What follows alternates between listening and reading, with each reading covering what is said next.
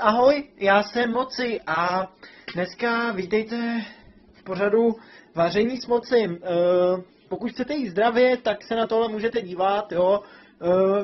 Tohle je dneska první díl, takže si ukážeme něco jednoduchého, třeba co si dát před večeří nebo takhle odpoledne.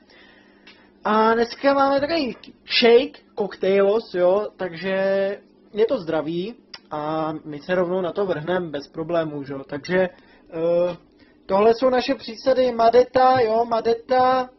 Tady potřebujeme nějakou tu misku, jo, odměrku, jeden kus banánu, mixéros a oříšky, jo, oříšky.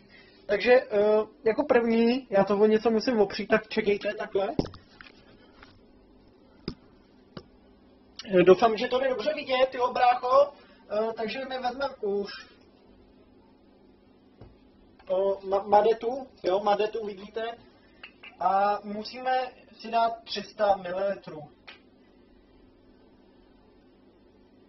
Takže takhle nalejváme, jo, ještě trošku, aby jsme tam měli těch 300.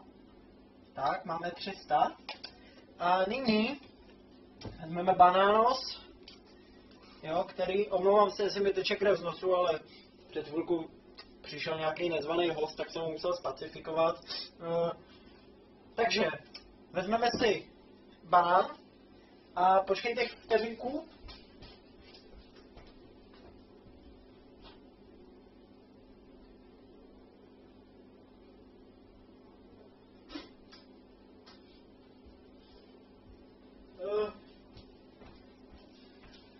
Jsem zpět, jo, tady s kulišákem, takový, tohle používám vždycky, když něco jdu vařit, jo, taková pomůcka, kterou můžete nosit kamkoliv, kdykoliv a vejde se všude, jo, takže jdem si nakrájet banános, takže, jedna, druhá část, třetí, tak, nemusíte se vůbec bát.